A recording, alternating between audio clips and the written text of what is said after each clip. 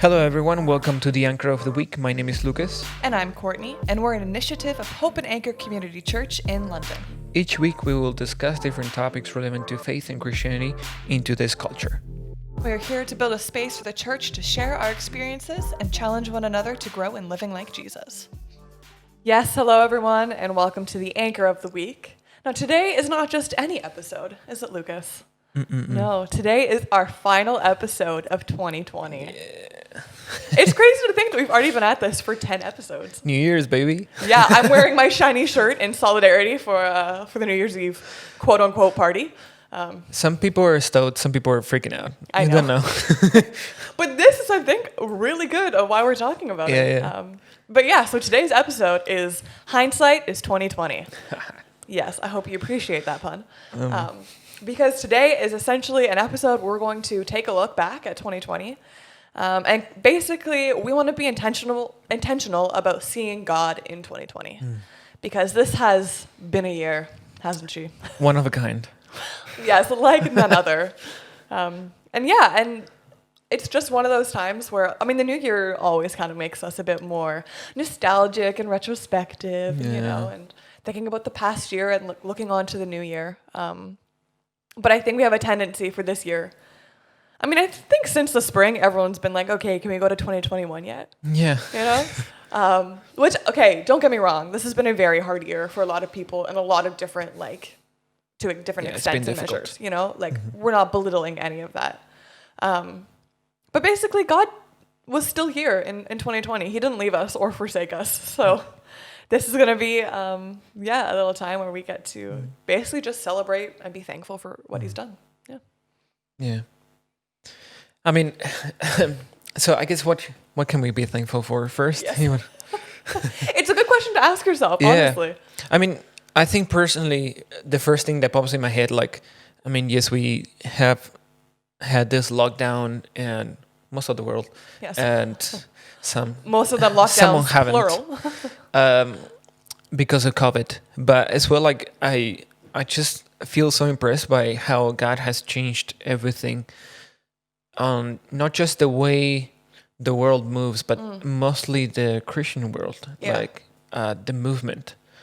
And just I was thinking now we have adapted this online meetings, online streaming and everything, and how we have made it so close to us that our future is changed already. Yeah. Live streaming and Zoom calls or whatever is going to be part of any activities that we do. Yeah. Before, we still had those, but we never added to our schedule. There was no need, Yeah, and even I was thinking a few days ago, I was invited to be in a conference, and we were part of the conference by Zoom meeting. Right. Before, this conference was ongoing constantly, but this was from a church in Argentina. In Argentina, right? Yeah. And you took part here in London. Yeah, and the funny thing is that we had this before, but we never thought of it. Yeah. And so many of the missionaries that came out of that church, including me or whatever, were able to be part of this conference. Wow, that awesome. Most of the times we didn't. There was only 2 or 3 of them, and now we were 7 or 8, they're available and being part of the church. And I think also as well, what has been so beautiful is it kind of has united the church so much more. Yeah.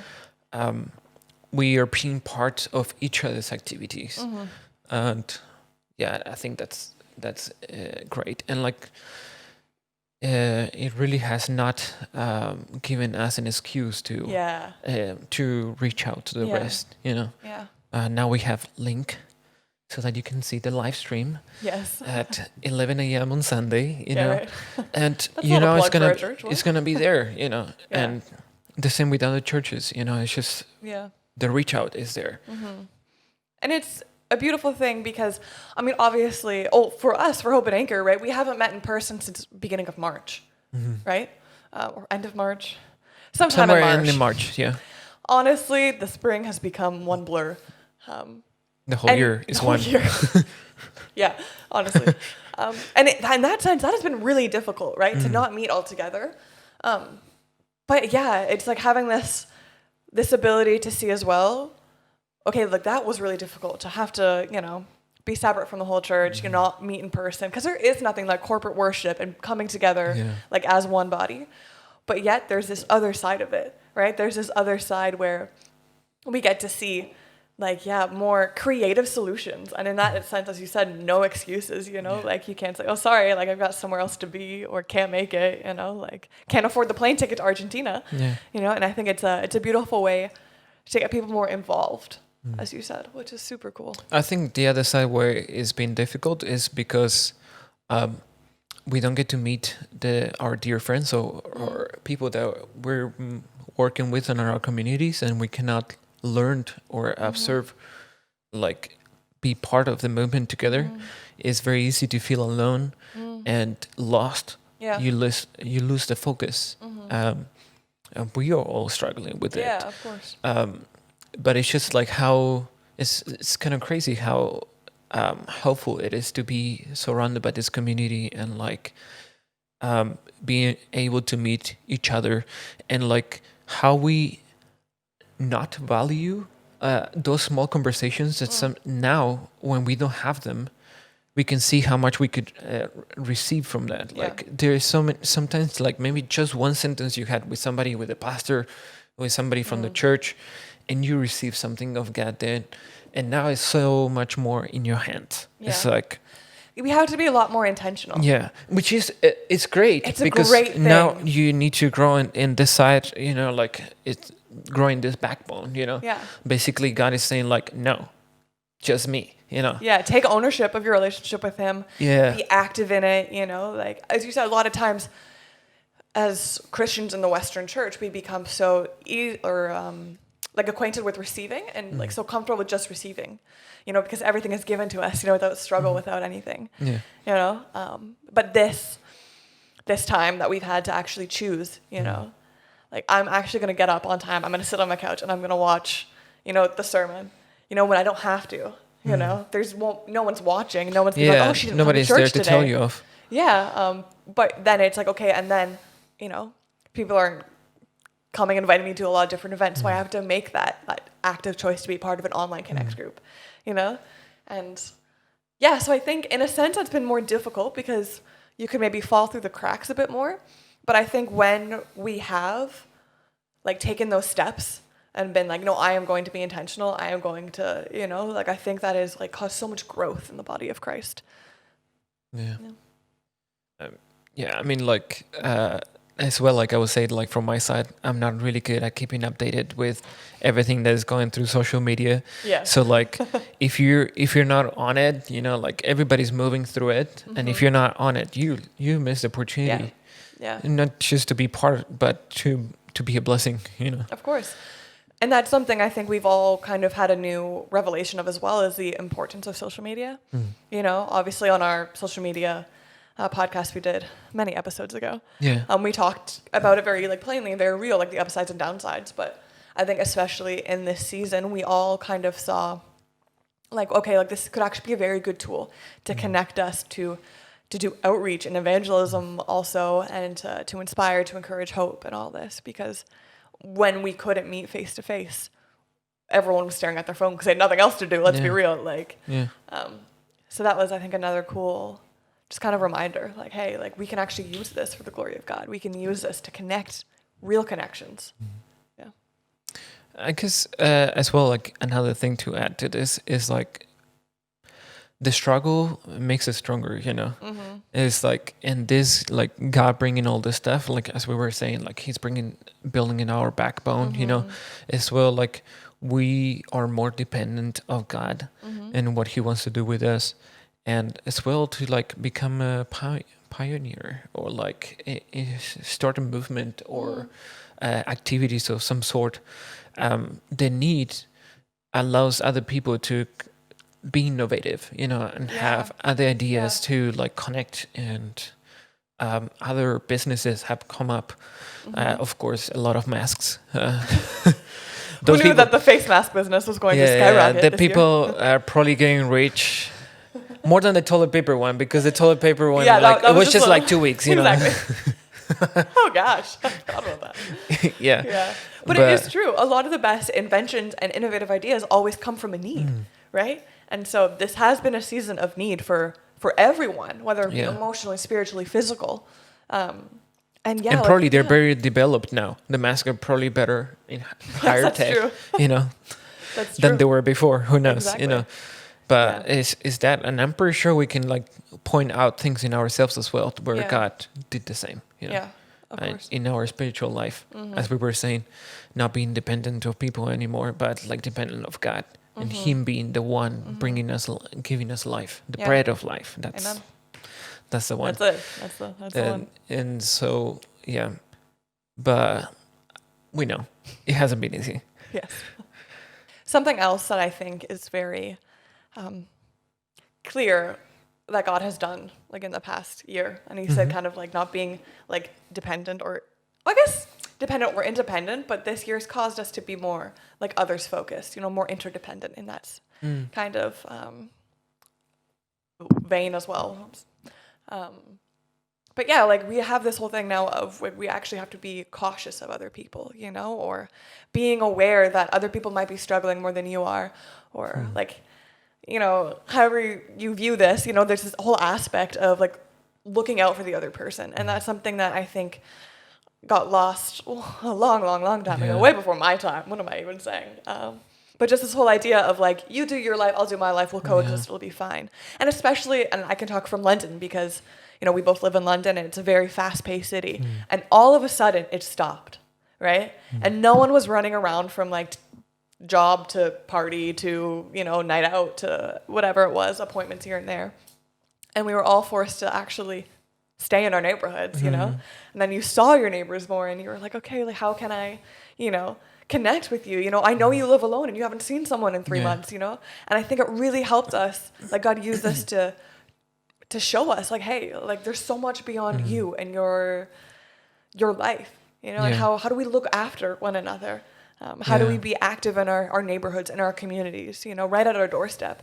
We talk about being, missional and like evangelical, and that's not just, going to an evangelistic event or going on a short-term missions trip, that's walking out of your front door and seeing, okay, God, like who do you have for me here? And I think that is something that God really emphasized in this past season, in this past year, like the people around you, they need hope just as much as the people on the other side of the world. Yeah. I mean, literally the other day I was thinking like, wow, God, thank you so much. Because like I have bread in my table, I have a roof, I can sleep in peace, And yes, some of us have lost our jobs, because of this and all that. And I still have not lost my trust for God, He has been so good to me. And like, yes, as you were saying, like so many of us like are still putting that face, strong and going, and many of us don't know what the other person is going through because we're still fighting it, we're fighting it. Yeah. And so, it's like, I guess being available and see what we can do for others and still not have judgment, I guess. It's been so good. God has been good to us. And along those lines as well, something that, like those times being like, okay, I see what God has done, but also like, I think, we should pray for this a bit more. Or I think I need to pray into it a bit more to see it like more happen. Yeah. But it's one of the, something that God has like kind of shown me is, so obviously this year, basically everyone's schedules and routines and structures got like obliterated, right? Yeah. Like all of a sudden the things that like the patterns and routines that we were part of, they didn't exist anymore. We had to create new ones. And something that, I think God is doing, but I'm also going to pray that it will continue to happen, is that forces people to get out of that mindset of just kind of like, going with the turns of the world, just doing what you're doing just because you do it, and I really hope that this season, for all that it was, the good, the bad, the ugly, the beautiful, the in-between, but has really kind of caused people, forced them maybe to say, okay, maybe life is more than just my 9 to 5 cycle, than to these week in and week out routines, and not just non-Christians. I'm also very specifically talking about Christians, you know, people that love God, but are kind of stuck in just doing the same old, you know, and sometimes we get so caught into the pattern of the world, of just kind of the machine, if you will. I know it's kind of dramatic, but I really hope and I really pray that this year caused us to say, hey, you know, like, we're not promised tomorrow, you know? So what is God asking me to do in the now? What is God asking for us as the body of the Christ to do in the now? Yeah. You know, and people that maybe aren't Christians, you know, I hope this causes them to say, hey, like, there's got to be something more. If my life is actually not about my job or about, you know, saving up to go on a holiday or whatever it might be, you know, whatever kind of got disrupted. Like, I really hope and I really pray that this causes people then to look for God. Okay, what is the purpose then? If none of this is promised, if this all could go away at once, you know, like it kind of did. Because when you're following like this routine, it's very easy to lose the value. Yeah. And like, as we were saying that the goal of it, what is the goal? Like, where are you going with this? Because like most of the movements and things that we start and activities as a church is because we want to reach a goal. It's not because the activity itself. Yeah, of course.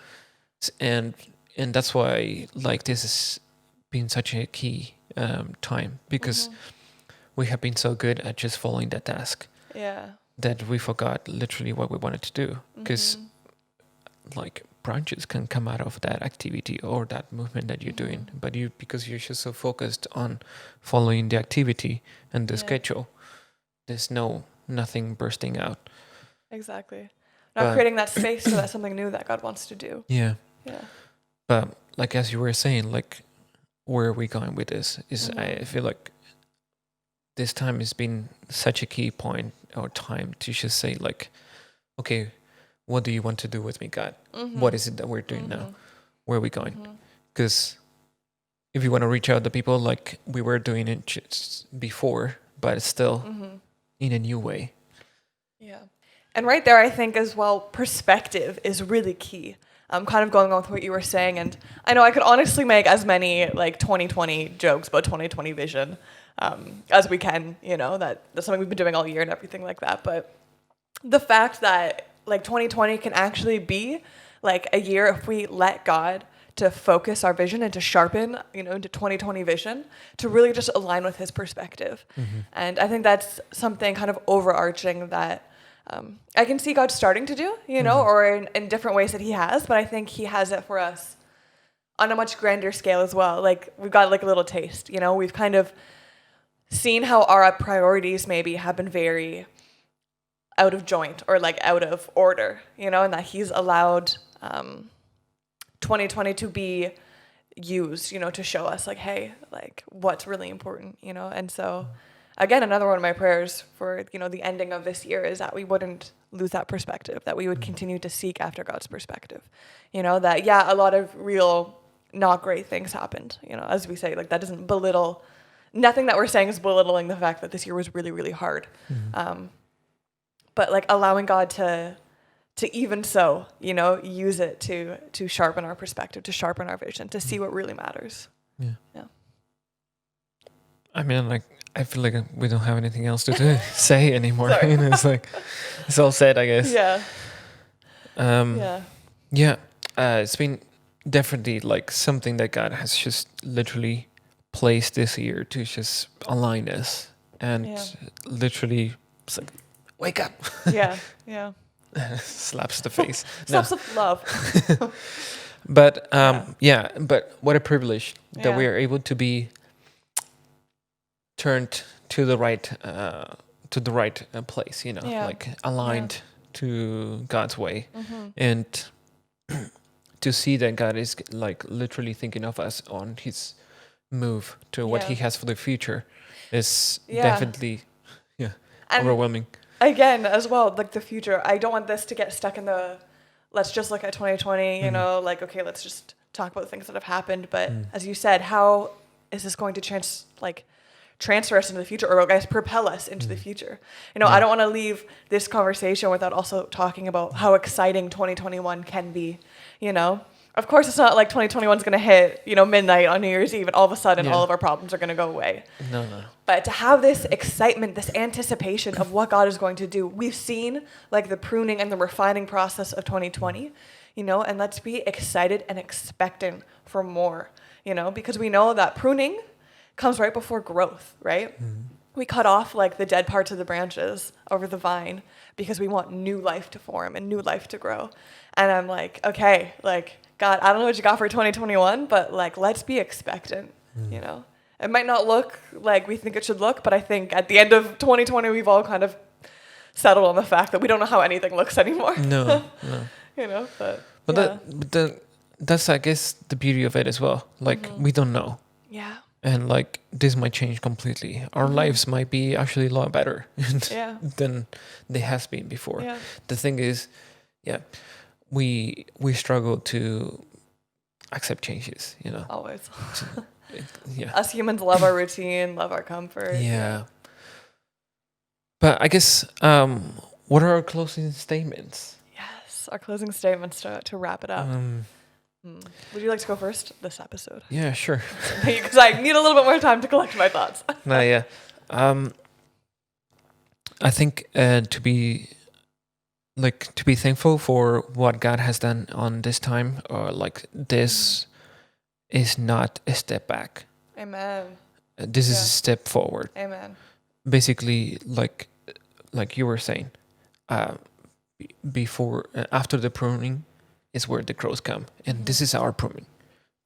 You know, the things that weren't necessary or needed in our lives are gonna be cut off. All these dry leaves, everything. And God is just preparing us for this new season, for the actual to grow in the right place. And as we were saying, the churches now are growing. We're getting more involved with the community. Yeah. Maybe not in what we're used to.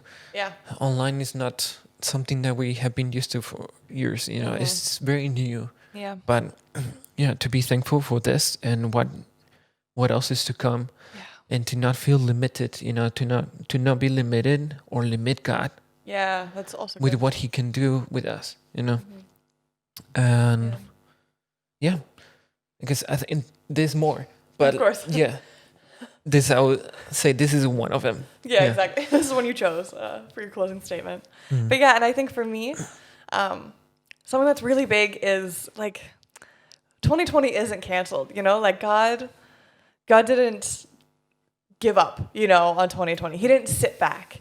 And so just to push yourself to say, okay, God, show me, you know, a lot of what we were talking about were on global scales, but also like, okay, show me, you know, in my personal life too, God, like how you did miracles, how you did wonders, how you weren't sitting back and just like letting things happen, but how you were active, how you were moving. Because it's so easy just to get so caught up in circumstances, whether it be personal or global or whatever it is. And of course, as we said 100 times, it doesn't like negate the fact that, you know, a lot of people have struggled this year. But God, you know, like He was still there. He was still moving.